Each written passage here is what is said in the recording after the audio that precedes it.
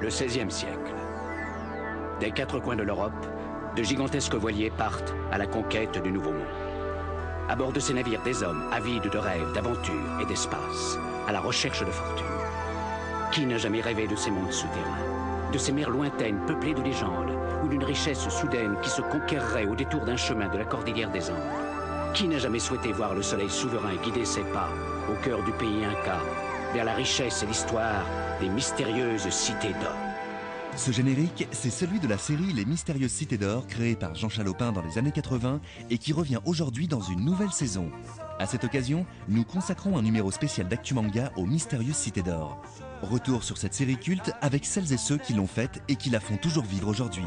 Jean Chalopin, producteur et scénariste, Bernard Derriès au scénario et au dessin, Thomas Bouvray, dessinateur du manga, Mehdi Benaraba, responsable éditorial des éditions Kazemanga, Nordine et Marwan, auteurs du livre Les séries de notre enfance, Aurélie Samuel, commissaire de l'exposition consacrée au nouvel animé, Rui Pascoal et Gilles Broche, auteurs du livre Les Mystérieuses Cités d'Or, édité par Soleil.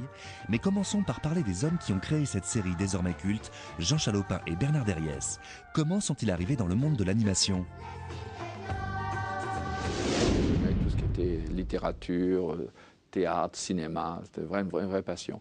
Le dessin animé n'était pas là à l'époque pour moi.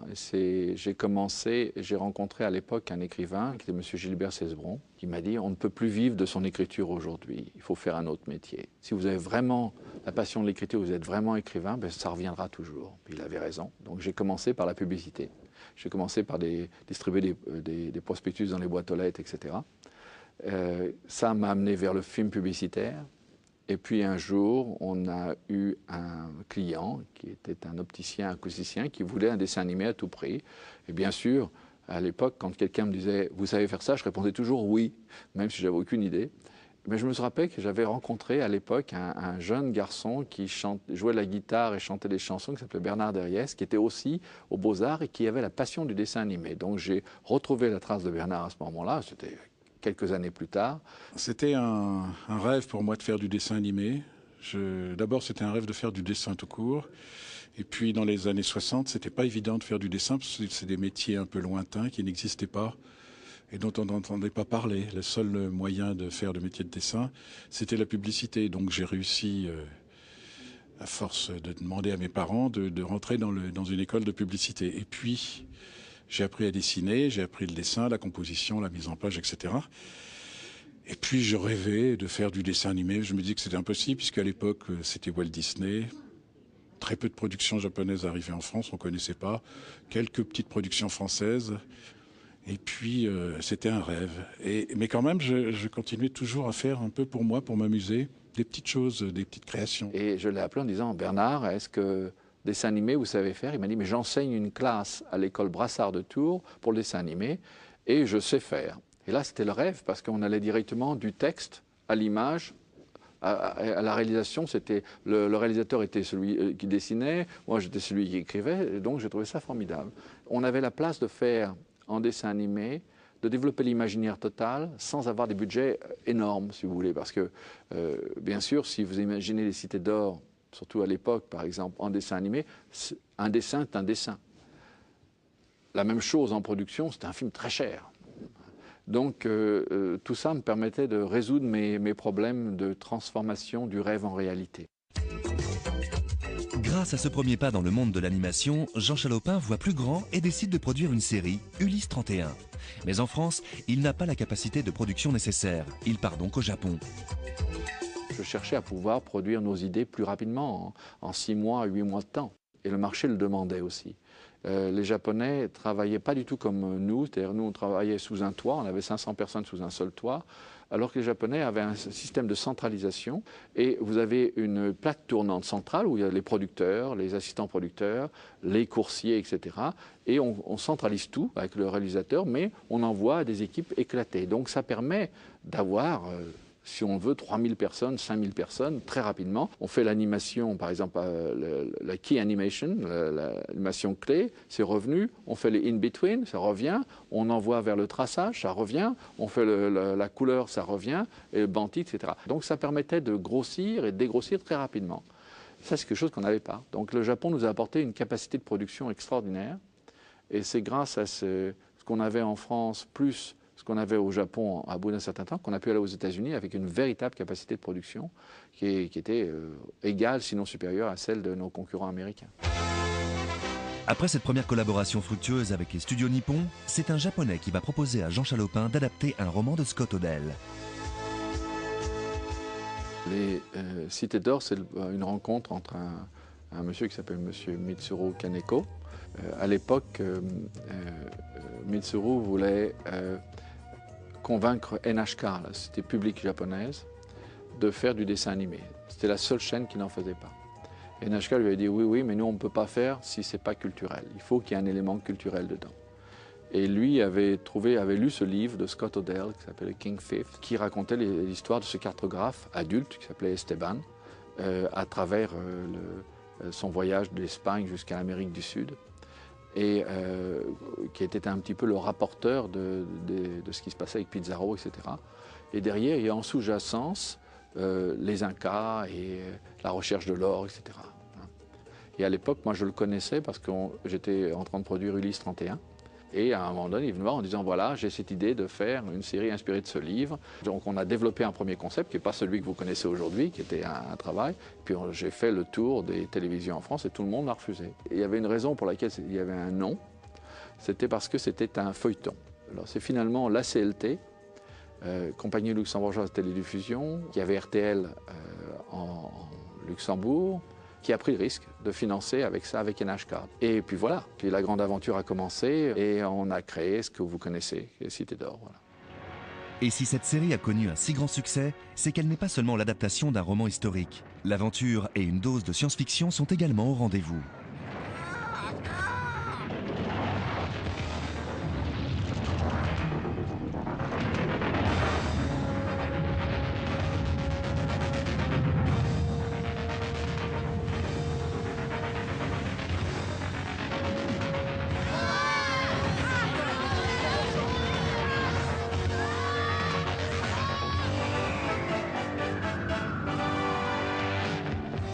Le livre de Scott Odell se base sur des faits réels, des documentations historiques. Donc nous, on a vraiment suivi la même chose. Après, bien sûr, d'avoir fait Esteban un enfant, c'était un choix très important. C'est des enfants dans un milieu de guerre et de conquête, de fin d'empire avec les Incas. Et là, l'imaginaire s'est développé parce que quelque part, on a commencé à parler de 7 cités d'or, on a commencé à imaginer. Ça, c'est le travail de créativité qui démarre. Mais encore une fois, le fondement historique et géographique, il est parti d'un livre. On a apporté beaucoup de choses, je pense, entre autres le côté science-fiction qui était beaucoup moins marqué. Les Japonais avaient imaginé ça d'une façon un peu plus Renaissance, Moyen-Âge, Renaissance, c'est-à-dire un peu comme Léonard de Vinci voyait les choses. Et nous, on s'est dit non, il y a les extraterrestres derrière les grands signes dans la jungle, etc. Il faut aller plus loin. La voie, le bateau, qu'il ait un aspect un peu classique pour se planquer, c'est bien. Mais ensuite, dès qu'il devient un peu au-delà, il faut que la voile solaire ressemble à quelque chose qui sort de l'univers, presque d'Ulysse ou des choses comme ça, vous voyez. Là. Voilà, et puis que tout après les engins, tout ça, on retrouve le côté futuriste beaucoup plus, et puis les extraterrestres de la fin. Donc c'était un peu, ils n'étaient pas là. C'est vrai que chacun essaie de vendre ses idées parce qu'on est convaincu. Il s'agit de convaincre l'autre. Et puis finalement, écoutez, on est arrivé à faire cette série, comme vous voyez, Les Cités d'Or, avec le studio de Pierrot. Et cette série, au-delà du côté historique du roman, ponctue chaque épisode d'une particularité unique et souhaitée par NHK qui a marqué les esprits. C'est un dessin animé qui est à la fois ludique et culturel. On y apprend beaucoup de choses. Il y a toujours ces petits documentaires aussi à la fin qui permettent d'élucider un certain nombre de points et de développer un certain nombre de thématiques.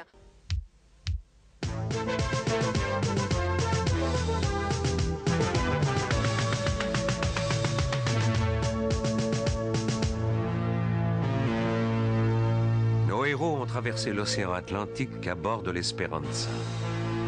Jadis, les épices, comme le poivre par exemple, étaient indispensables dans la vie quotidienne des Européens qui devaient aller jusqu'en Asie pour les chercher. Le rapprochement qu'il y avait entre la réalité via les petits documentaires et l'histoire.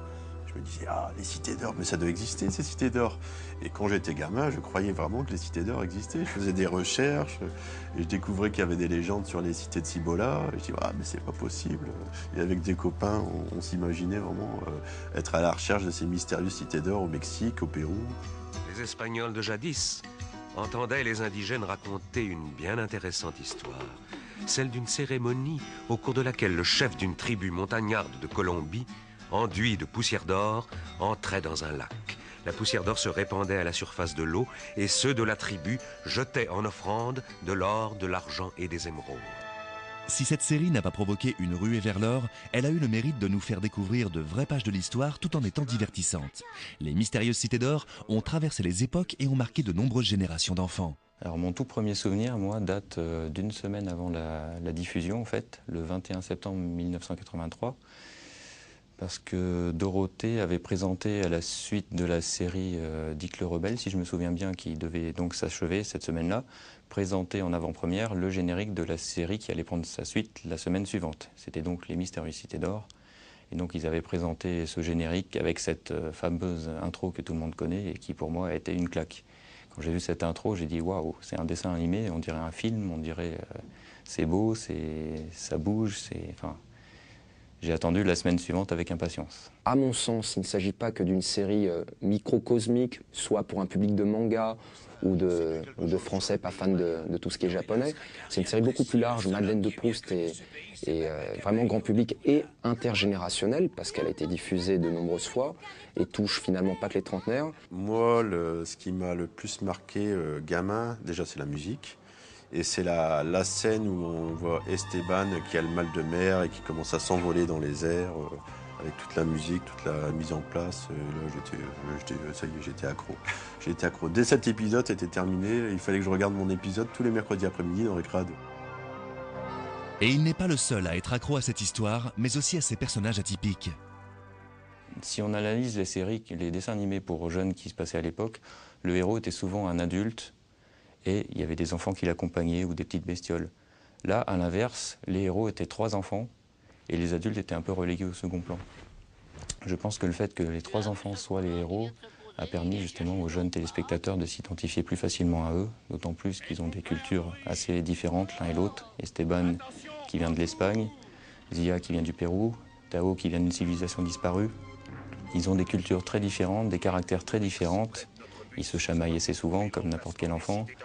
Ils arrivent à résoudre pas mal de problèmes grâce à leur amitié, grâce à leur entraide. Tous les 3, ils arrivent toujours à se sortir des situations les plus difficiles. Et je pense que c'est ce côté-là aussi qui a beaucoup plu aux enfants. C'est ce côté très proche des téléspectateurs.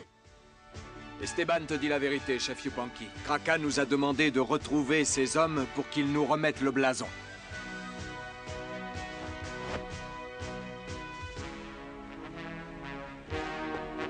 Tu l'as entendu, Mendoza?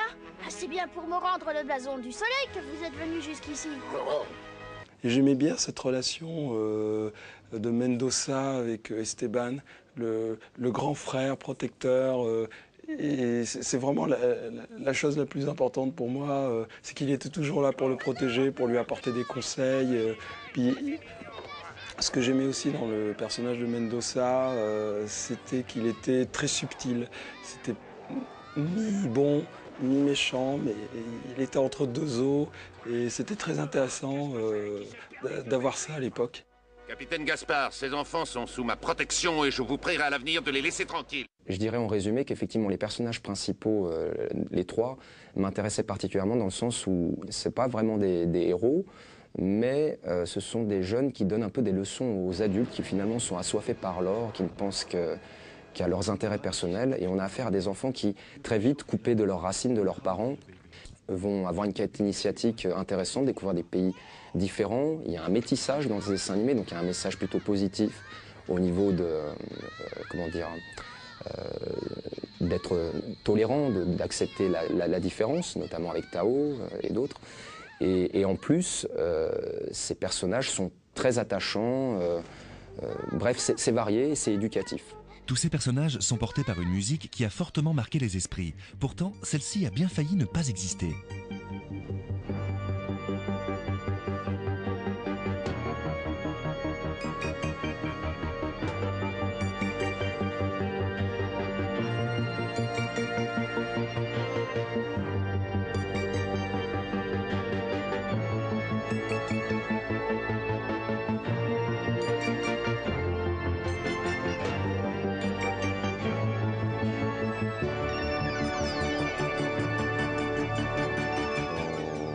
Jean Chalopin et Bernard Derriès ont présenté le premier épisode, mais avec les musiques japonaises.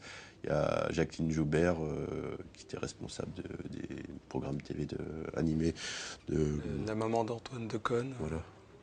D'Antenne 2, qui m'a dit « Ah non, vous me changez la musique. Hein. Vous me faites la même histoire, mais vous me changez complètement la musique. » Et c'est de là qu'a commencé cette mise en place d'une nouvelle musique, la musique qu'on a connue de Naïm Saban et Chouki Lévy. La musique portée par Chouki Lévy transcende vraiment le dessin animé. C'est-à-dire que je crois que sans cette musique-là, je ne sais pas si le dessin animé aurait eu la même dimension. Il y a une espèce de crescendo qui se met en place très rapidement dans les épisodes, qui prend, lui, du temps, mais qui amène vraiment une dimension onirique incroyable pour les mystérieuses cités d'or. Moi, je voyais la série comme un film d'aventure. À l'époque, il y avait Indiana Jones, il y avait tout ça.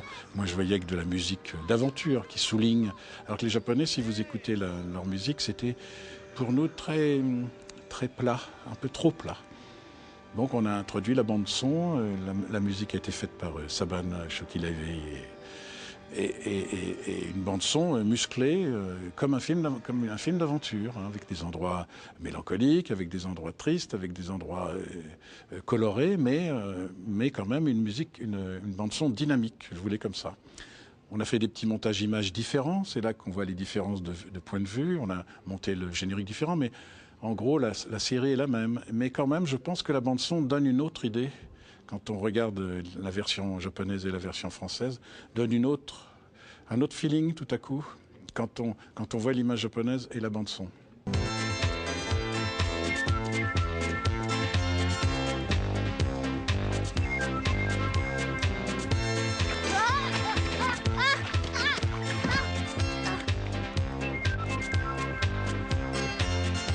Après cette saga culte produite dans les années 80, les Cités d'Or reviennent en 2013 dans une nouvelle saison.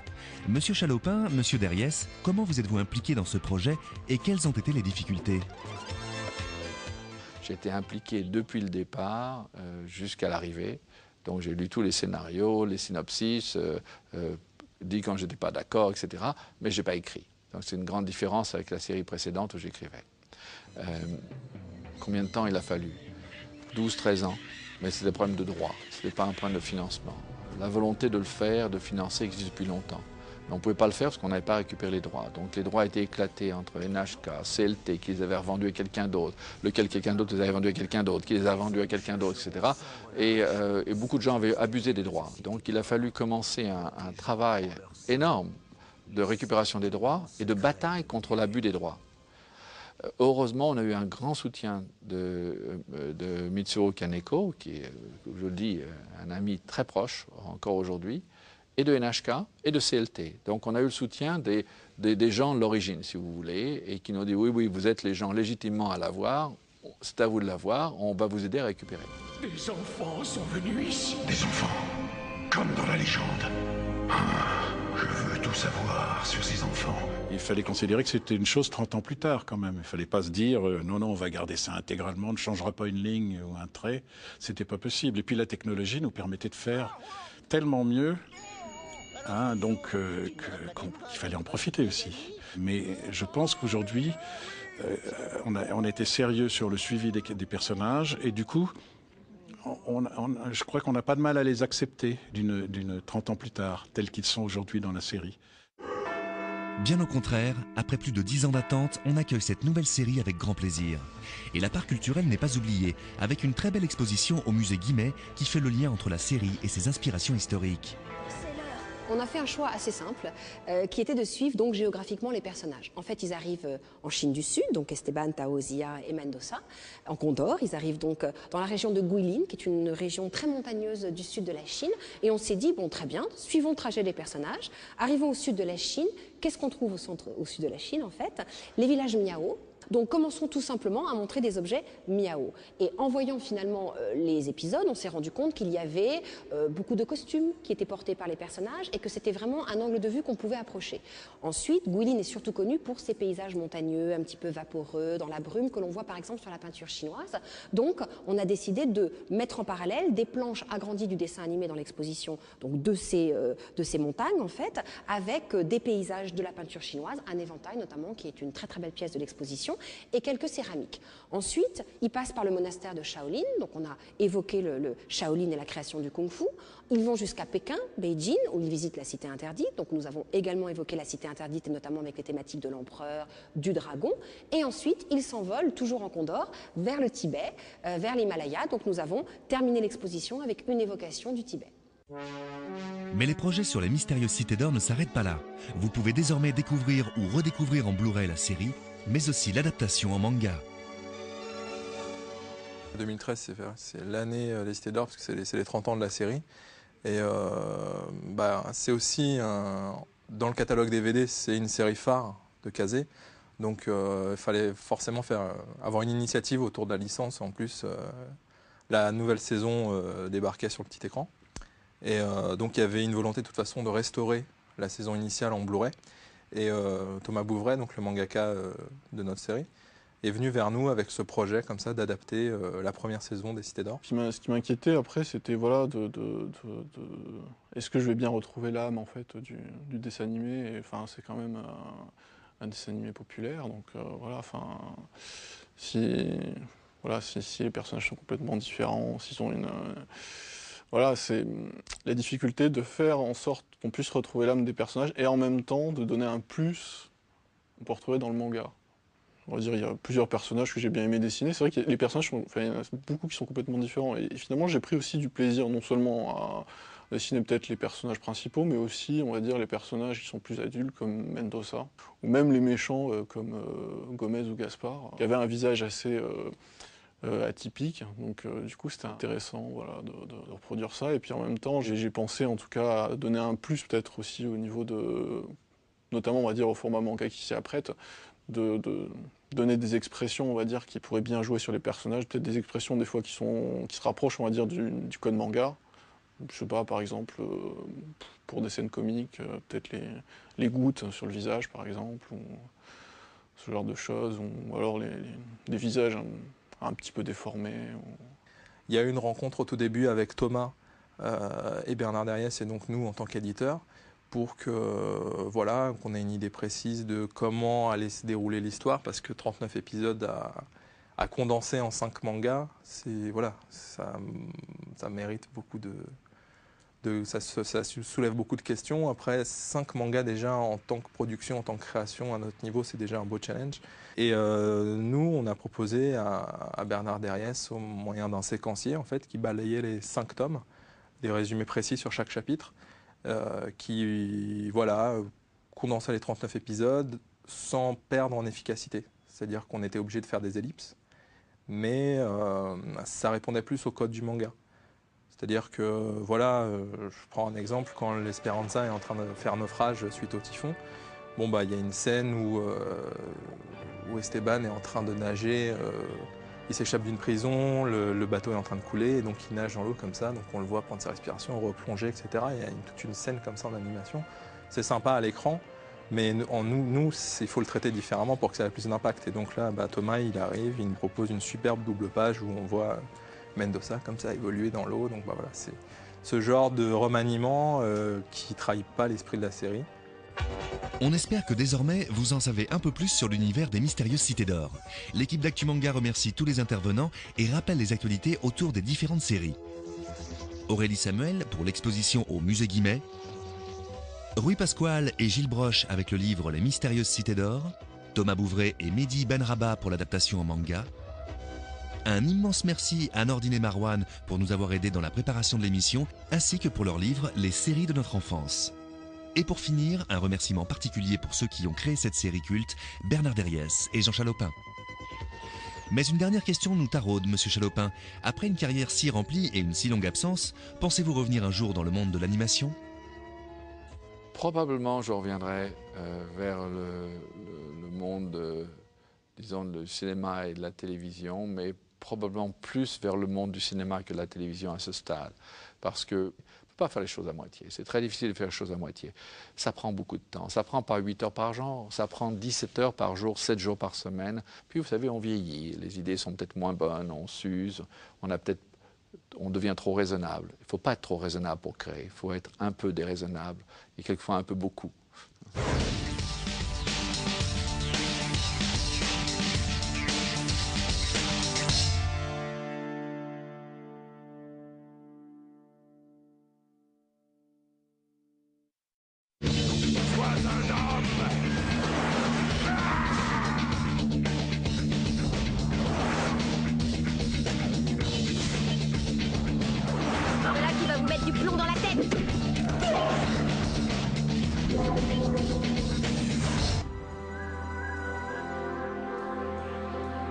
Le XVIe siècle.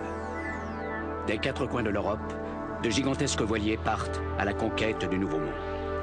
À bord de ces navires, des hommes avides de rêves, d'aventures et d'espace, à la recherche de fortune. Qui n'a jamais rêvé de ces mondes souterrains, de ces mers lointaines peuplées de légendes, ou d'une richesse soudaine qui se conquerrait au détour d'un chemin de la cordillère des Andes? Qui n'a jamais souhaité voir le soleil souverain guider ses pas au cœur du pays Inca, vers la richesse et l'histoire des mystérieuses cités d'or? Ce générique, c'est celui de la série Les Mystérieuses Cités d'Or, créée par Jean Chalopin dans les années 80 et qui revient aujourd'hui dans une nouvelle saison. À cette occasion, nous consacrons un numéro spécial d'Actu Manga aux Mystérieuses Cités d'Or. Retour sur cette série culte avec celles et ceux qui l'ont faite et qui la font toujours vivre aujourd'hui. Jean Chalopin, producteur et scénariste, Bernard Derriès au scénario et au dessin, Thomas Bouvray, dessinateur du manga, Mehdi Benaraba, responsable éditorial des éditions Kazemanga, Nordine et Marwan, auteurs du livre Les séries de notre enfance, Aurélie Samuel, commissaire de l'exposition consacrée aux nouvelles animées, Rui Pascoal et Gilles Broche, auteurs du livre Les Mystérieuses Cités d'Or, édité par Soleil.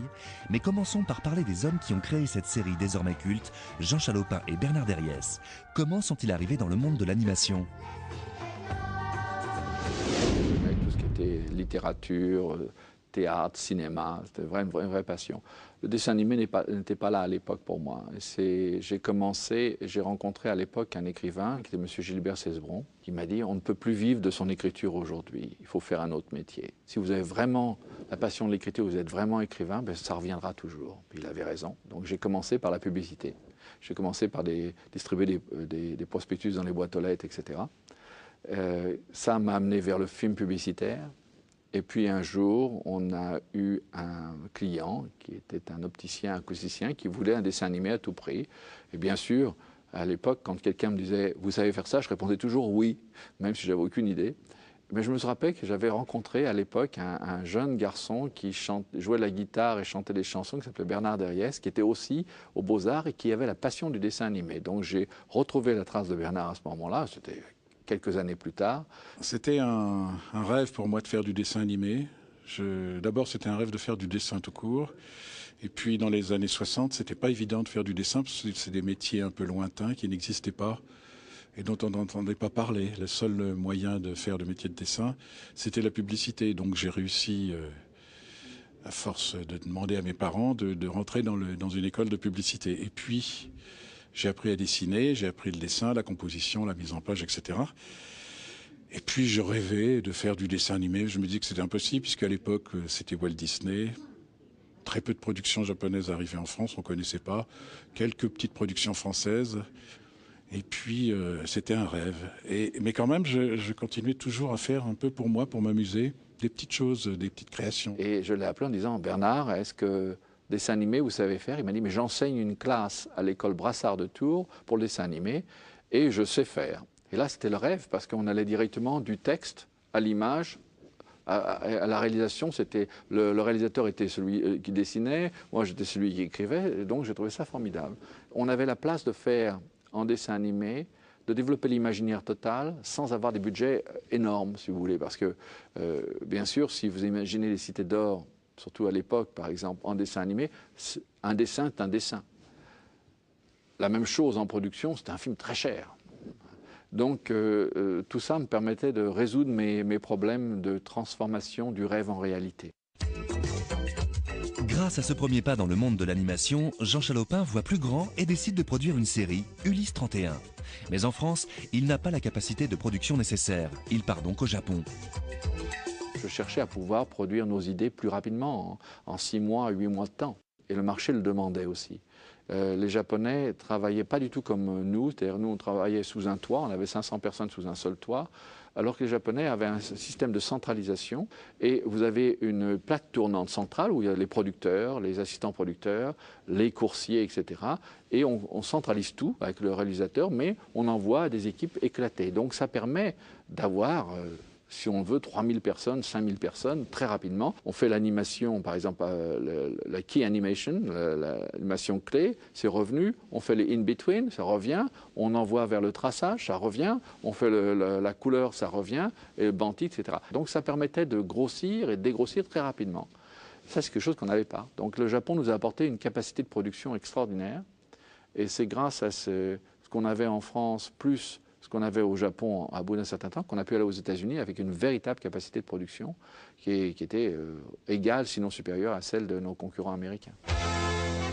Après cette première collaboration fructueuse avec les studios nippons, c'est un Japonais qui va proposer à Jean Chalopin d'adapter un roman de Scott O'Dell. Les Cités d'Or, c'est une rencontre entre un monsieur qui s'appelle monsieur Mitsuru Kaneko. À l'époque, Mitsuru voulait convaincre NHK, la société publique japonaise, de faire du dessin animé. C'était la seule chaîne qui n'en faisait pas. Et NHK lui a dit oui, mais nous on ne peut pas faire si ce n'est pas culturel. Il faut qu'il y ait un élément culturel dedans. Et lui avait lu ce livre de Scott O'Dell qui s'appelait King Fifth, qui racontait l'histoire de ce cartographe adulte qui s'appelait Esteban à travers son voyage d'Espagne jusqu'à l'Amérique du Sud, et qui était un petit peu le rapporteur de ce qui se passait avec Pizarro, etc. Et derrière, il y a en sous-jacence les Incas et la recherche de l'or, etc.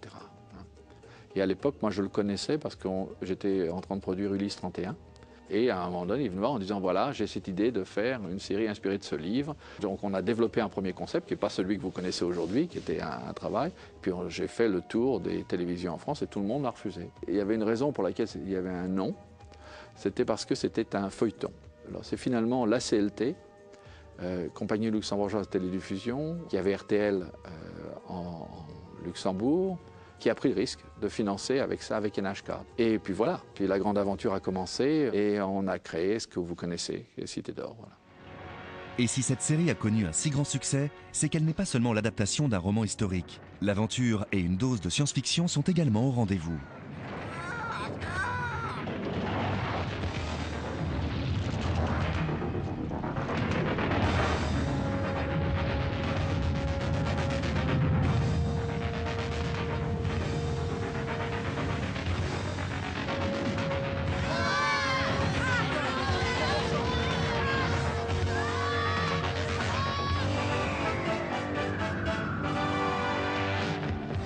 Le livre de Scott O'Dell se base sur des faits réels, des documentations historiques. Donc nous, on a vraiment suivi la même chose.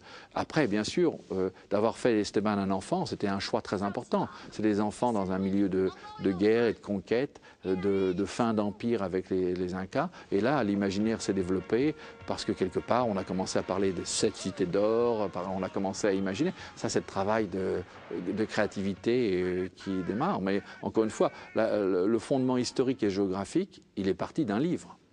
On a apporté beaucoup de choses, je pense, entre autres le côté science-fiction qui était beaucoup moins marqué. Les Japonais avaient imaginé ça d'une façon un peu plus Renaissance, Moyen-Âge, Renaissance, c'est-à-dire un peu comme Léonard de Vinci voyait les choses. Et nous, on s'est dit non, il y a les extraterrestres derrière les grands signes dans la jungle, etc. Il faut aller plus loin. Le bateau, qu'il ait un aspect un peu classique pour se planquer, c'est bien. Mais ensuite, dès qu'il devient un peu au-delà, il faut que la voile solaire ressemble à quelque chose qui sort de l'univers presque d'Ulysse ou des choses comme ça, vous voyez. Là. Voilà, et puis que tout après les engins, tout ça, on retrouve le côté futuriste beaucoup plus, et puis les extraterrestres de la fin. Donc c'était un peu, ils n'étaient pas là. C'est vrai que chacun essaie de vendre ses idées parce qu'on est convaincu. Il s'agit de convaincre l'autre. Et puis finalement, écoutez, on est arrivé à faire cette série, comme vous voyez, Les Cités d'Or, avec le studio de Pierrot. Et cette série, au-delà du côté historique du roman, ponctue chaque épisode d'une particularité unique et souhaitée par NHK qui a marqué les esprits. C'est un dessin animé qui est à la fois ludique et culturel. On y apprend beaucoup de choses. Il y a toujours ces petits documentaires aussi à la fin qui permettent d'élucider un certain nombre de points et de développer un certain nombre de thématiques.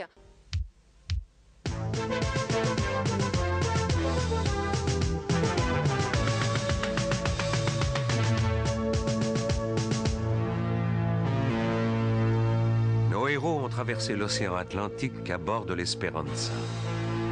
Jadis, les épices, comme le poivre par exemple, étaient indispensables dans la vie quotidienne des Européens qui devaient aller jusqu'en Asie pour les chercher. Le rapprochement qu'il y avait entre la réalité, les petits documentaires, et l'histoire. Je me disais, ah, les cités d'or, mais ça doit exister, ces cités d'or. Et quand j'étais gamin, je croyais vraiment que les cités d'or existaient. Je faisais des recherches, et je découvrais qu'il y avait des légendes sur les cités de Cibola. Et je dis, ah, mais c'est pas possible. Et avec des copains, on s'imaginait vraiment être à la recherche de ces mystérieuses cités d'or au Mexique, au Pérou. Les Espagnols de jadis entendaient les indigènes raconter une bien intéressante histoire, celle d'une cérémonie au cours de laquelle le chef d'une tribu montagnarde de Colombie, enduit de poussière d'or, entrait dans un lac. La poussière d'or se répandait à la surface de l'eau et ceux de la tribu jetaient en offrande de l'or, de l'argent et des émeraudes. Si cette série n'a pas provoqué une ruée vers l'or, elle a eu le mérite de nous faire découvrir de vraies pages de l'histoire tout en étant divertissantes. Les mystérieuses cités d'or ont traversé les époques et ont marqué de nombreuses générations d'enfants. Alors mon tout premier souvenir, moi, date d'une semaine avant la diffusion, en fait, le 21 septembre 1983, parce que Dorothée avait présenté à la suite de la série Dick le Rebelle, si je me souviens bien, qui devait donc s'achever cette semaine-là, présenté en avant-première le générique de la série qui allait prendre sa suite la semaine suivante. C'était donc Les Mystérieuses Cités d'Or. Et donc ils avaient présenté ce générique avec cette fameuse intro que tout le monde connaît et qui pour moi a été une claque. Quand j'ai vu cette intro, j'ai dit waouh, c'est un dessin animé, on dirait un film, on dirait c'est beau, ça bouge, enfin, j'ai attendu la semaine suivante avec impatience. À mon sens, il ne s'agit pas que d'une série microcosmique, soit pour un public de manga ou de Français pas fans de tout ce qui est japonais. C'est une série beaucoup plus large. Madeleine de Proust est vraiment grand public et intergénérationnelle parce qu'elle a été diffusée de nombreuses fois et touche finalement pas que les trentenaires. Moi, ce qui m'a le plus marqué gamin, déjà c'est la musique. Et c'est la scène où on voit Esteban qui a le mal de mer et qui commence à s'envoler dans les airs avec toute la musique, toute la mise en place. Et là, ça y est, j'étais accro. J'étais accro. Dès cet épisode était terminé, il fallait que je regarde mon épisode tous les mercredis après-midi dans Récrade. Et il n'est pas le seul à être accro à cette histoire, mais aussi à ses personnages atypiques. Si on analyse les séries, les dessins animés pour jeunes qui se passaient à l'époque, le héros était souvent un adulte et il y avait des enfants qui l'accompagnaient ou des petites bestioles. Là, à l'inverse, les héros étaient 3 enfants et les adultes étaient un peu relégués au second plan. Je pense que le fait que les 3 enfants soient les héros a permis justement aux jeunes téléspectateurs de s'identifier plus facilement à eux, d'autant plus qu'ils ont des cultures assez différentes l'un et l'autre. Esteban qui vient de l'Espagne, Zia qui vient du Pérou, Tao qui vient d'une civilisation disparue. Ils ont des cultures très différentes, des caractères très différents. Ils se chamaillent assez souvent, comme n'importe quel enfant. Ils arrivent à résoudre pas mal de problèmes grâce à leur amitié, grâce à leur entraide. Tous les 3, ils arrivent toujours à se sortir des situations les plus difficiles. Et je pense que c'est ce côté-là aussi qui a beaucoup plu aux enfants. C'est ce côté très proche des téléspectateurs. Esteban te dit la vérité, chef Yupanqui. Kraka nous a demandé de retrouver ces hommes pour qu'ils nous remettent le blason.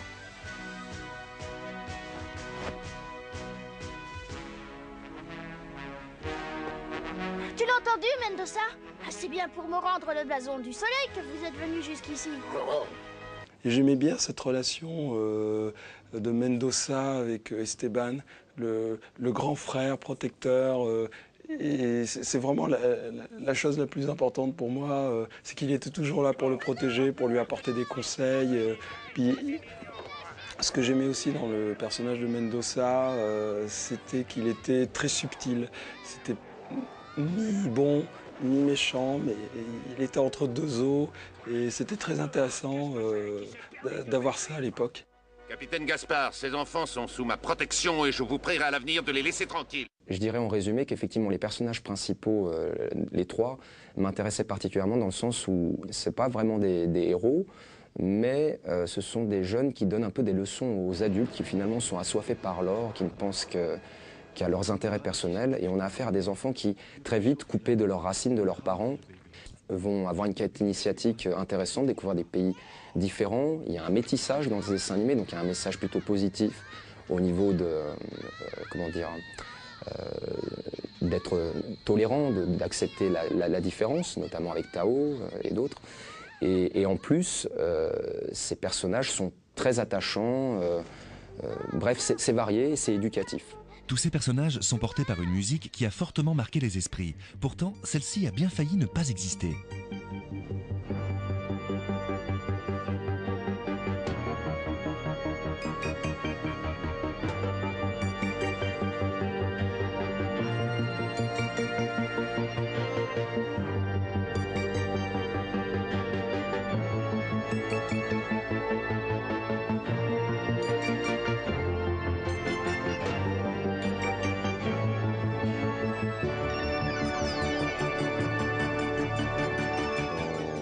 Jean Chalopin et Bernard Derriès ont présenté le premier épisode, mais avec les musiques japonaises.